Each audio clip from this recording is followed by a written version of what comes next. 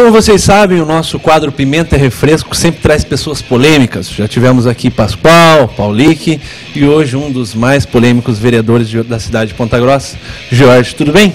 Bem, tudo jóia, graças a Deus. Jorge Luiz de Oliveira, 40. Empresário do ramo artístico, segundo grau completo, casado. Tá certo. E agora vamos dar início, então, ao quadro Pimenta é Refresco com o nosso grande promotor e vereador da cidade de Ponta Grossa. Vereador, qual a maior dificuldade para os vereadores na cidade de Ponta Grossa? Dificuldade? Bom, na minha concepção, na minha opinião, é que tudo que acontece de bom, porque acontece, podem acreditar quem está nos assistindo que acontece muita coisa boa e alguns vereadores fazem coisas bastante interessantes pela cidade e isso infelizmente é difícil de você colocar para as pessoas, é difícil que as pessoas fiquem sabendo. Como tem gente ruim em todos os ramos de atividade, na imprensa tem gente muito boa e gente muito ruim, tem gente terrível na imprensa, inclusive nas TVs a cabo de Ponta Grossa, tem gente muito ruim. Na imprensa, na rádio, nos jornais, nos hospitais, em todos os ramos de atividade tem gente ruim. Só que na política é mais gente ruim do que gente boa. Mas é bom que as pessoas saibam que tem gente muito boa na política e trabalhando pela cidade. Dentro do quadro político, então, né, que é onde mais tem convivência, quais seriam os nomes das pessoas ruins dentro de Ponta Grossa e quais as pessoas boas? As pessoas ruins. Bom, políticos, né? Sim. Veja bem, eu considero hoje uma pessoa ruim para a política de Ponta Grossa o ex-deputado Péricles de Melo, porque afinal de contas, se fosse bom, não teria duas contas rejeitadas pelo Tribunal de Contas do Estado do Paraná. Má política também dentro ainda no Partido dos Trabalhadores é a vereadora Ana Maria, que eu tenho dito que a gente não pode de maneira nenhuma trocar o voto nosso em nenhuma situação por absolutamente nada. E não é o que acontece com a vereadora professora Ana Maria, que fala uma coisa sentada e não confirma em pé. Então é uma pessoa que eu considero uma má política. E eu acho que a princípio eu citaria hoje como exemplo esses dois nomes. Todos que concordam permaneçam sentados. Aprovado. Aprovado. E os bons nomes da política de Ponta Grossa? Jorge Luiz Oliveira, um bom nome. Eu gosto do trabalho do deputado Plauto. Deputado Marcelo, acho que tem muito a mostrar ainda, mas agora que está ao lado do governo do estado, tem mais chance do que quando estava na oposição, era oposição ao governo Requião nos primeiros 4 anos de mandato. Acredito que o Sandro Alex é um cara que veio para ficar, mas eu considero esses vereadores, Júlio Mainardes, Alina, o Dr. Zeca. E também eu destacaria assim, o trabalho de um vereador que chegou agora na Câmara, o vereador Walter José de Souza, o Valtão, que também é muito didático assim, e que é um cara que tem posição. Eu considero esses vereadores bons políticos dentro da Câmara Municipal de Ponta Grossa. Tá certo. E agora Jorge Luiz é um dos pré-candidatos à Prefeitura de Ponta Grossa, correto? Corretíssimo, o PMN precisa de representatividade, o PMN hoje é um dos partidos que mais cresce no Brasil, então acho que a gente tem que continuar no mesmo caminho, fazendo um trabalho sério, principalmente aparecendo fora do período eleitoral, porque é muito fácil você ir nos lugares, agradar as pessoas no período eleitoral. Agora eu quero ver fazer visita, como eu faço, como a gente vai nas entidades, como eu fiz meu aniversário semana passada, arrecadei 20 toneladas de alimentos e estou entregando pelas entidades sociais, isso fora de período eleitoral. Na época de período eleitoral, qualquer um que for chamado atende na hora porque quer o voto. E nós temos um trabalho de longo e médio prazo, nós não pensamos a curto prazo. O que você acha da atual prefeitura de Ponta Grossa e da maneira que está sendo conduzida? Eu acho que o governo municipal tem alguns acertos. Agora, eu não posso dar uma nota muito boa, porque se por um lado tem coisas boas, tem muitos equívocos. É uma cidade que hoje tem um restaurante popular que está parado, que tem um mercadão municipal que precisa ser encampado o mais rápido possível, que hoje tem 20 pessoas lá ganhando dinheiro lá dentro, e quem paga a luz e a água é o povo de Ponta Grossa. A prefeitura precisa agir urgentemente com relação a isso. Nós também, eu gostaria de destacar que Tem um ginásio de esportes que está sendo construído na Avenida dos Vereadores, que não chega ao fim essa obra nunca. Então tem muitas. Você acredita que essas obras elas serão inauguradas no final de campanha, vamos dizer assim, quando estiver próximo da nossa campanha política? Tenho plena convicção que sim, embora o prefeito Vosgrau não tenha direito a mais uma reeleição, mas eu acredito até porque ele quer fazer o sucessor que isso aconteça de forma meio tardia, mas vai acontecer. E infelizmente, como parte da população é muito imediatista, agora está pronto, está bom, e vai esquecer que poderia ter ficado pronto muito antes. Então eu tenho a impressão que muita coisa boa ainda essa administração vai fazer. Mas nós não podemos esquecer que a saúde está capenga, que os postos de saúde estão amarrotados de gente, tem muita gente precisando de atendimento médico, tem muita gente precisando de cirurgias de pequena e média complexidade, tem muitas pessoas na fila precisando de cirurgias de alta complexidade, que tem pessoas que precisam ficar 3, 4, 5 meses para ter uma consulta com um cardiologista, com um urologista. Então é uma série de deficiências que a saúde de Ponta Grossa tem, que não é uma exclusividade de Ponta Grossa. Esse é um problema geral no Brasil. Mas nós temos que nos preocupar em arrumar a nossa casa. E o prefeito Vosgrau não pode esquecer que quando ele ganhou a eleição, a bandeira que ele empunhou foi a bandeira da saúde. O que você mudaria na saúde sendo o nosso prefeito da cidade? Eu colocaria gente nova para comandar a saúde.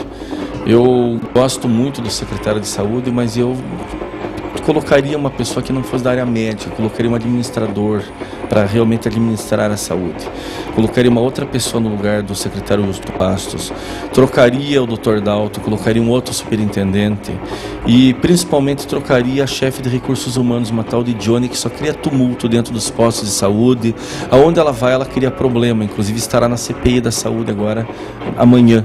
Na sessão de segunda-feira, ela estará dando seu depoimento, mas é uma pessoa que só cria problemas na saúde. Então, acho que nós teríamos que mudar pessoas dentro da estrutura e nós precisaríamos ir atrás de mais recursos via governo federal, via governo do estado e principalmente dar incentivos, se fosse o caso até fiscais, para trazer mais médicos para a cidade, principalmente pediatra, que falta no Brasil inteiro, nós termos um diferencial e sair na frente dos outros municípios brasileiros. Como pessoa, Jorge, quando precisa de saúde, precisa de atendimento médico, você vai a um atendimento público ou a um atendimento privado? Eu vou ser sincero e verdadeiro, eu vou no atendimento público. Só que eu sou atendido de uma outra maneira pelo fato hoje de ser vereador. Bom, continuando a saber até que ponto o vereador utiliza o serviço público, seu filho estuda em escola pública ou privada? Meu filho atualmente estuda em escola particular. Você concorda que os políticos tenham os seus filhos, enfim, façam utilização do serviço público ou do privado? Eu acho que isso é opção de cada um, porque você veja, eu sou empresário artístico, eu trabalho com eventos, sou promotor e sou vereador. O salário de vereador hoje é em torno de R$7.000, com descontos de 5.800, alguma coisa em torno disso, certo?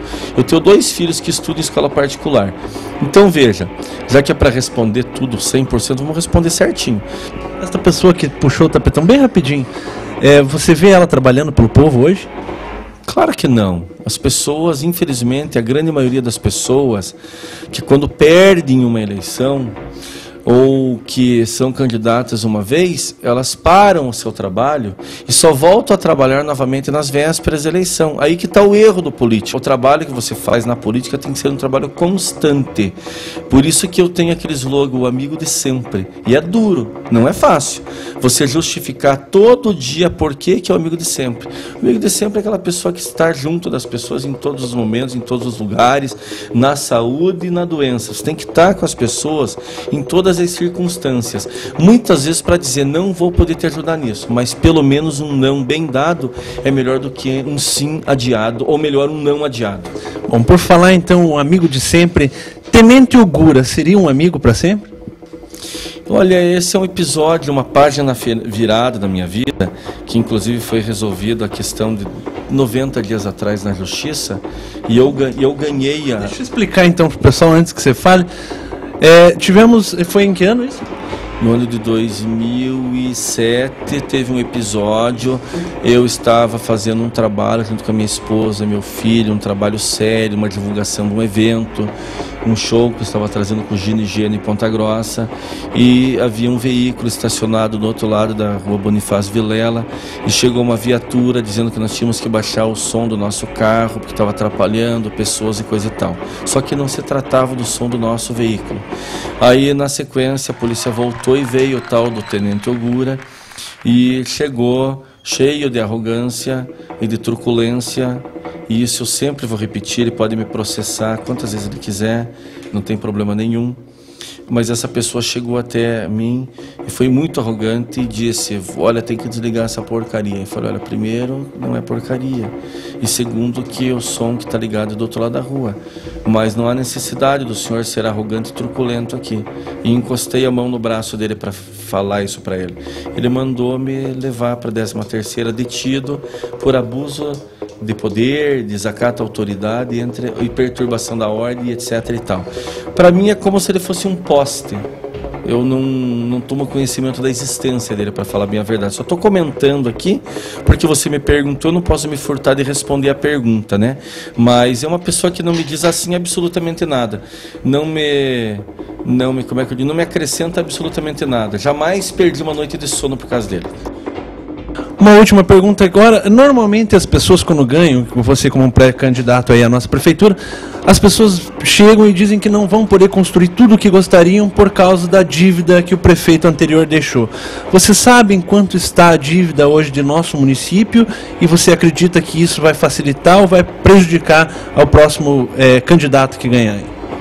A dívida do município hoje é uma dívida que é alta, ela ultrapassa aquilo que a gente imagina que poderia o município ter endividado. Hoje é algo em torno de 230, 240 milhões de reais. É uma dívida alta, uma dívida grande, e eu acho que nós não podemos liberar todos os créditos que o prefeito queira contrair através de empréstimo, a fundo perdido muitas vezes, porque vai ter alguém lá na frente que vai ter que pagar essa conta e pode comprometer inclusive as próximas administrações. Então isso está sendo visto com muito critério.